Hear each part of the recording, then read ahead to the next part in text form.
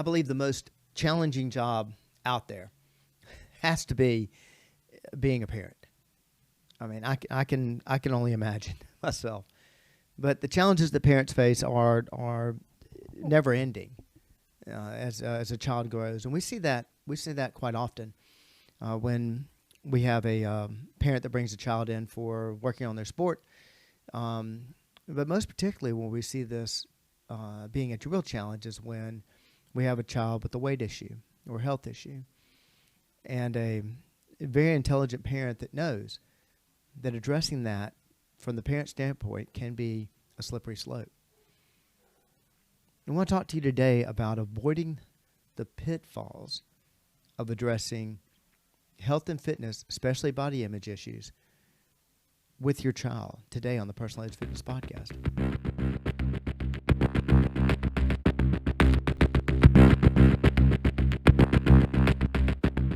Good day and welcome to Personal Edge Fitness Podcast. I've really been looking forward to doing this one. My name is Garrett Williamson. I'm president of Personal Edge Fitness and the host of the Personal Edge Fitness Podcast, dispelling the myths of health, fitness, and wellness. Thank you so much for joining me today. And we're talking about something I've dealt with ever since I first started coaching, and it's very near and dear to my heart. And I hopefully won't take too long on it, but I want to delve into it, and that is the phenomenon of parents having a challenge when addressing fitness issues, especially when it comes to body image issues with their child, and the way they feel just handcuffed about addressing this and not going down that slippery slope. And I have some fantastic insights on how we approach this and recommendations for you if you are challenged with this, or you know anybody that happens to be challenged with this particular challenge for that matter. Let me tell you how to get in touch with the show, especially if you have any questions about this podcast, any others, or you have any questions dealing with dispelling the myths of health, fitness, and wellness. And it's funny, I've gone through a series of podcasts recently where I've done a lot of dispelling of myths, which I think is fantastic. Give us a call at area code 251-278-3343. That's 251-278-EDGE. You can also reach me at Garrett, Garrett, at personaledgefitness.com. PersonalEdgeFitness.com, of course, is our website. It's also our Facebook page, Personal Edge Fitness. And if you are so inclined, hit me up on X at Team PE. We'd love to take your questions there. And also, I've talked about this before. I've mentioned in all of our podcasts since we've launched this app. If you're interested in instruction, working on your fitness or your nutrition, any of that, and maybe you're in the area or you're not. Maybe you can't quite swing regular sessions with a personal trainer for whatever reason, but if you want the most qualified staff in Southeast at your disposal, contact us about Pledge, where goals meet accountability. It's an app that you can use. We can set up and design your programs. We can coach you from anywhere with Pledge. So reach out to us at 251-278-3343, 251-278-EDGE, where we'd love to talk to you about Pledge. Now, this particular topic, I should talk about a consult that I had recently, and this happens. This probably happens about once a month on average, sometimes more, but on average once a month. And I have a parent reach out to us, and they're contacting us about their child, and of course we work with a lot of kids from the youngest we ever worked with is 3, and we've trained them all the way up to getting scholarships we have 24 scholarships to our credit as far as athletics are concerned. But what a lot of people don't know is how many kids that we work with that are just the parent wants them to stay in shape, and they may not have a sport of interest whatsoever, but they need to stay in shape. They need to get stronger. They want to make sure that fitness is part of their daily life. Maybe because of the challenges that the parents saw when they were growing up or whatever. And this particular consult was like a lot of them. It's very familiar. And I had 2 very responsible adults and that came to meet me. They came to me without their child. And they were talking about the fact that the child was very smart, was an incredible musician, plays several different instruments. And but it never had any real interest in sport. Had brothers and sisters that were very interested in sport, but this particular boy sport wasn't his thing.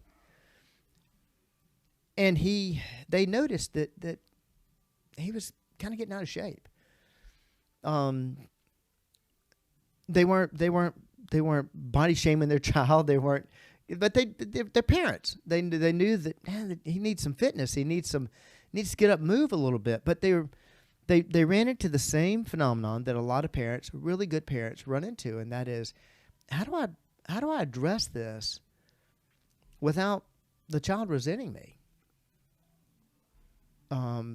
Because of my background in coaching gymnastics and several finesse sports, diving and swimming also, but especially gymnastics, I've seen the pitfalls of parents that are trying to do the right thing and then push their child the wrong way. And they really are. They're trying to do the right thing, but they push the child the wrong way, and we end up with body image issues. We end up with very sad eating disorders, and these are things they end up having all their life. I have this in my family, and so a smart parent like these two parents, they knew this was a problem. At the same time, they knew they couldn't just not do anything, and they tried equipment at home. They tried encouraging. They tried to get the other children to kind of encourage or engage. The father actually got out and tried to play with the child and what have you. And they knew that this would go on for a little while, and pretty soon the child wasn't interested. It's a tough situation for a parent. But then the child in this situation, we don't always have this. But in this situation, the all of a sudden their son said that they wanted to pick up a particular sport. They were interested in playing a particular sport. They never played it before. And many times we have parents come in and say, oh my gosh, this is the shining light. We have something that they are interested in, that the child is interested in, that we can use as a modality to address this body image, this particular challenge. But they know if they get in and they start pushing it too hard, they're going to push the child right out of it. Because hey, they're the parents. They're the same ones that tell them to clean up their room, the same ones that tell them they need to work harder in school, the same ones that tell them to sit up straight at the dinner table. There comes a point where the child does not want to hear coaching from that parent, and these parents knew this, and I actually had one of them in tears talking to me about, I don't care if he ever plays the sport. I don't care if I just want him to be healthy. I want him to be happy. Later on in life, I want him to, he will realize that, wow, I'm glad I stayed in shape, and didn't want kids picking on him or whatever. But they knew that it would be difficult for them to address. And so they were coming to see us. They would come and talk to us about, wants to get in shape for this particular sport, but we're kind of worried about this image. And I see this a lot. There's a lot of studies that have been done on this, believe it or not. Dr. Rebecca Turner, she's a child psychologist, emphasizes that parents often fear their child will perceive their concerns as criticism or judgment, leading to resentment and emotional distress. And this can be let's address the elephant in the room. Are there parents that do that the wrong way? Yeah, there are. I hate to say it. There's bad apples all over. That for whatever reason or problems in their life, they push the child wrong. But this happens a lot with really, really, really, really good parents. I mean, loving parents. In fact, I applaud those that do recognize this phenomenon. Let me tell you about another, I'm using that word a lot, phenomenon, but let me tell you about another phenomenon that you may be familiar with if you're a parent. And that's I like to use this phrase, and hear me out on this because it's going to sound very derogatory. The coach is brilliant where dad is an idiot. There's a quote, I don't know who it's attributed to, and I love it. And I experienced this in my own life, and that is that, gosh, my dad was such an idiot growing up. The older I got, he got so much smarter. I don't know where he became so educated. The older I got, he got a lot smarter. And the phenomenon, of course, is the fact that as the child's brain develops, they understand what the parent's trying to teach them. Well, the reason I say that the coach is brilliant and dad's an idiot is that when you're that close to a child, when you're their parent, when you're the one correcting them on everything, encouraging them on a lot of things or whatever, and you're there day in and day out of their life, You can make a recommendation, and because of past experience, because of just they're hearing the same voice all the time, because you were upset with them the other day about their room not being clean, now they're kind of wanting to get back at you, whatever. They don't take that advice. Maybe great advice, maybe great fitness advice, great sport advice, whatever, but they don't care. But then all of a sudden you bring in this outside party, this Joe Schmo, this you may have an MD, and this guy's got a bachelor's degree in exercise science. And your child comes running home and parrots to you the words that coach or trainer said, and they happen to be the same exact words that you use with your child, and your child is now telling you how brilliant this trainer or this coach is. And they're coming and educating you about what you already told your child. And I can't imagine what that feels like. That's got to be a shot to the heart. I mean, it really has to be painful. I'm quite certain of it. I've experienced this on the coaching side, and I feel so blessed that my Maker somehow put this in my mind that, hey, look, you got to be careful with that. You know, that can go, and I've seen it. I've seen it happen with coaches. I've seen it happen with trainers. I've actually fired a trainer because of this, and that is it went right to that coach or trainer's head, and they took that power and abused it, and that's dangerous. So we've got a lot of pitfalls here. We've got a lot of pitfalls of addressing the weight issue, addressing the particular body image issue, or even fitness issue, sport issue with your child, and push them down the wrong way. And on top of that, finding the right professional that is not going to turn around and do the same thing, turn around and abuse it.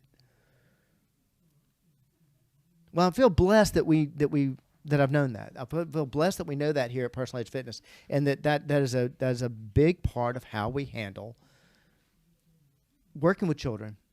And it starts in the consult. What we want to be in that situation is, of course, you know, the parents have goals, the children have goals, believe it or not. But they first and foremost, we want to address those goals, and we want to be a positive role model for the child, as well as somebody that the parents can trust to do right by their child. And there's several aspects of this that are very important to us. Number one is the consult. If it's your child, if it's under 18 years old, and you know you're paying the bills, there's we're not going to keep anything from you about your child. Be open and honest. And first and foremost in the consult, we want to talk to you. And I have consults that go different ways. I have sometimes parents come in first, and then they bring the child. Parents and the child come together, or parents will come in, and then they'll send their child by themselves afterwards. But we actually do a two-pronged approach to the consult. Here's how we do it. Obviously, we talk to the parents, and we want to know what their concerns are. They're the ones that made the final decision, of course, to bring the child here, whether it's for a sport or whatever. They made the final decision to bring the child in. And so we want to find out what their concerns are. Plus, they can give us some history on what the child has experienced. They can give us ideas of what dynamic they have with their friends. Do they have a good friend, surrounded by good friends? Are they being bullied? What's their school experience like? What's their coaching experience like? What is their experience like in fitness? Have they worked with a trainer before? Was that good or bad? What does the child like? What does the child not like? And then we talk about the goals. And many, many times, a parent, and it doesn't always take this, but a parent will find that a child all of a sudden is now interested in taking part in a sport and never have before. And they have health problems. They have some concerns, and the parent, through experience, can see where that child is headed, and maybe headed a bad way, overweight, obesity. And they're trying to avoid that. And they're using the sport to try to avoid that. Not a bad trick. Really isn't a bad trick. And so first thing we do, we address that with the parents, take full notes on it, get all the history, all the background, know what we're addressing. And then we tell the parent, either we try to tell them beforehand if the child comes in with them, But like in this situation where the parents came in first, we let them know we're going to do a consult with your child. And we're going to let your child know, of course, that we've talked to you. If the child is in there, obviously they've seen us talking to the parents. But even when the child is in the room with the parents, if they don't come separately, we tell the parent, we're going to turn this conversation over, and it's going to be to your child. We're not going to be talking to you. You might as well not be in the room. Because we want to address this whole training phenomenon, this whole idea, this whole concept with your child. We want to know what their goals are. We want to know what their thoughts and fears are. We want to know what they think about this.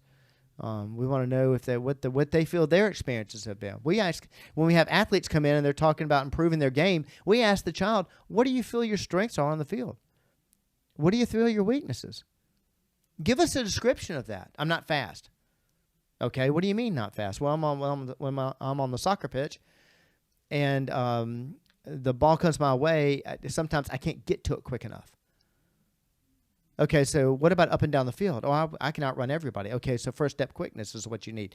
The child will give us some great insights on not only what their needs are, but also what they're thinking. Give them an idea of their mindsets. Many times I've told you, nobody comes to us for a physical reason. Everybody comes to us for a mental reason. And we need to know not only what is in the parent's mind, but we need to know what's in the child's mind. So many times we've had a child come in and the parents talked about, he's talked about getting in shape for football. He wants to get in better shape or whatever, and he wants to get stronger and faster and this, that, and the other. Then we talk to the child and the teenager, maybe a boy coming of age and started noticing girls for the first time. And one of the first things they'll tell us is, when I go to the beach and take my shirt off, I want to look good. That'll be the first thing they tell us. And this is all about, football, and all of a sudden we ask the child, and that's what they talk about. It's okay. Perfectly fine. But we need to know where that child's head is. And then, of course, we want to address the parent's concern. And the way we do that, and where we're going to have the most success with that, is that typically, I don't know of a situation where we haven't had this, where a child may express a different goal than what the parent expressed. Both goals mean better fitness, better health, in better shape. Now, I haven't had the consult with this child coming up. In fact, one of our client coordinators is going to have the consult with this particular child, and we'll find out, is it this new sport really psyched up about it? Just psyched about getting in shape? What are they looking for? And we will shape their program to address whatever the child is after. But in that same way, we're going to address what the parents are after. And we're hand in hand when working with the parents. We're well aware that many of the things that we tell the child, the parent has probably already told them or wanted to tell them. And we understand that. We respect that. Because it can go the wrong way. Definitely can go the wrong way. Too many. Don't want to talk about these stories. I read years ago that the Tiny Girls in Pretty Boxes, or Little Girls in Pretty Boxes. You may know this book. I can't think of the author's name. I happen to have a copy of it. I read it cover to cover. I read it twice. And I happened to be coaching gymnastics in Oklahoma at the time. And wow, harrowing. And much of it was talked about the abuses that a coach did when they had this power. And what I mean by this power, we become role models to these kids. We know that. That's what we're looking for. And that's why we're very, very picky about the staff members we hire here, because our culture must be that of being very positive, the kids looking up to them, never having a negative experience here at Personal Edge, always positive. And we're touched by the fact that many athletes, when they get older, or kids when they get older, come back and tell us what a difference that we made. There's nothing like that. It's incredible. But you have to respect that. And too many times it gets abused. In this book, it talks about several times where horrible eating disorders, horrible body shaming, body imaging, just the damage that was done to a child at a young age, many of them that never recuperated from it. This is why when I was coaching out there, I would never coach at a facility that didn't allow the parents to watch the practices. Now, you may be a gymnastics purist and all about team and totally disagree with me. That's your deal, not mine. But I would not coach somewhere where you could not see. Now, I don't think the parents should interfere, but they should be able to watch their child train. And there were instances where they weren't allowed to watch their kids train, and the kids were being abused. So something the reason I mentioned that, I don't like to talk about negative things like that on the podcast, but I want to make sure that you know we're well aware of that. We're well aware of that responsibility, and we have a great opportunity here, a tremendous opportunity.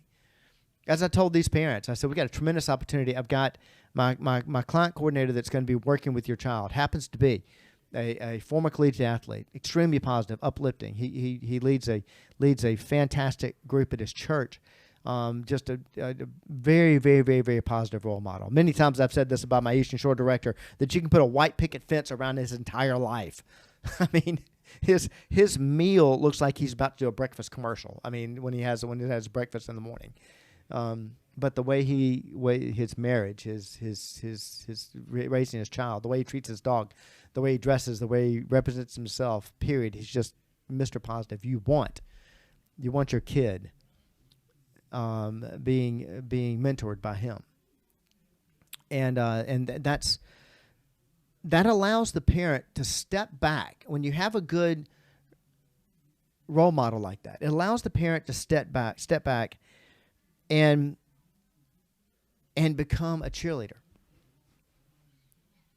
You know, and I know this is difficult when the child comes home and tells you, wow, you won't believe the amazing thing that my trainer said today, and it was the same thing you said, Dad, about 3 weeks ago. I just didn't pay attention to it. Or Mom. That's got to be a shot to the heart. I understand that. I want you to know that we understand that too. We understand that you've probably told this to them.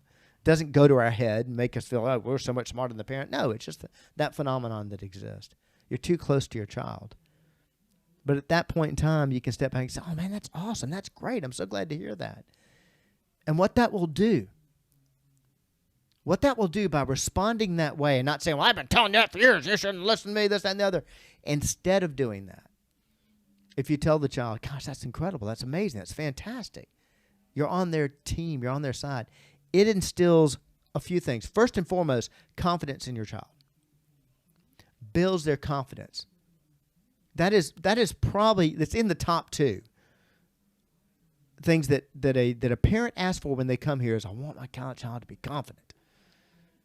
That helps build their confidence. When it's reaffirming, hey, I know I've said this to you before, it doesn't matter. I'm going to push my ego aside and I'm going to tell you, that's great, that's fantastic, it's wonderful. The second thing, this is what you're really after. The second thing that it does, instead of pushing your child away, it draws your child closer. In that situation, you are now the number one cheerleader of this child. You're their confidant. You're their parent. I'm not trying to make you their quote-unquote friend. You're their parent, but it builds a different level of respect because you're showing respect to the child. Wow, this finally hit me. I finally realized it. Somebody else said it, but I realized it, whatever. And you're saying to that child, hey, look, I'm so glad you realized that. That's awesome. That's incredible. Thank you for telling me. What else did he tell you? It's showing respect to the child. That is going to make your child respect you more. Later on, I promise you. You want to write those things down? Wait till later. Wait till their brain is fully developed. Wait till they will come back to you. I promise you. You'll have those conversations. They'll talk about the way those role models in life, but the one that they will look up to the most will be the parent. Guarantee you. It's a precarious position. I could go on for hours, and I go on way too long on the podcast anyway. But this is something that we see all the time. We want to make sure that we understand it. We want to make sure that I hope that your child, I hope every kid comes here that wants to play a sport, ends up with multiple D1 offers. Great, fantastic. More importantly, if we can get them to make fitness a part of their life, if we can help them get to a better relationship with their parents, a more healthier bond, healthier relationship, well, that's our level of wellness. if we can help you do that with your child, whether it's working on a sport or they just need to get healthy, you want some positive role models for them, give us a call at area code 251-278-3343. That's 251-278-EDGE. You can also reach me, Garrett, Garrett, at personaledgefitness.com.